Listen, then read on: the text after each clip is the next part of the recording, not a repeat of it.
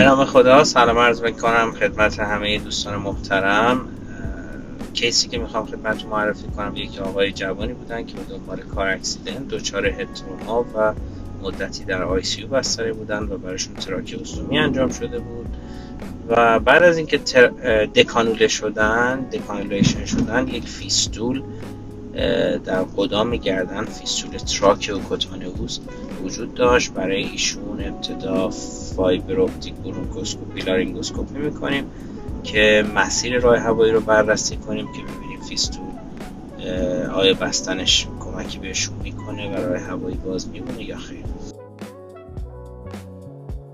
بعد از اینکه مریض رو در لوکال انستیژیا قرار دادیم و با لیدوکائین مسیر راه هوایی رو بی‌حسی کردیم و یک سدیشن خیلی خفیف با میدازولام براش انجام دادیم، راه هوایی رو بی‌حس کردیم، وارد راه هوایی میشیم. اینجا تارای صوتی رو رد میکنیم.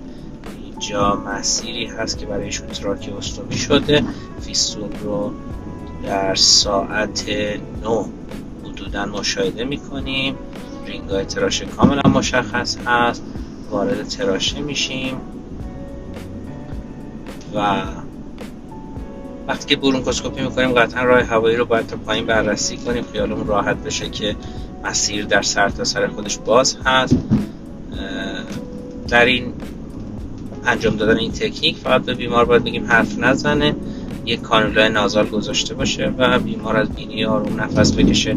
من چون مانور دادم چرخیدم، الان برونکوس در سمت راست تصویر برونکوس چپ رو میبینیم و بالعکس الان مین برونکوس راست اینجا وارد میشیم، ترشح ساکشن میکنیم، سکندری ایروی ها و به دنبال اون ترشری ایروی ها رو میبینیم.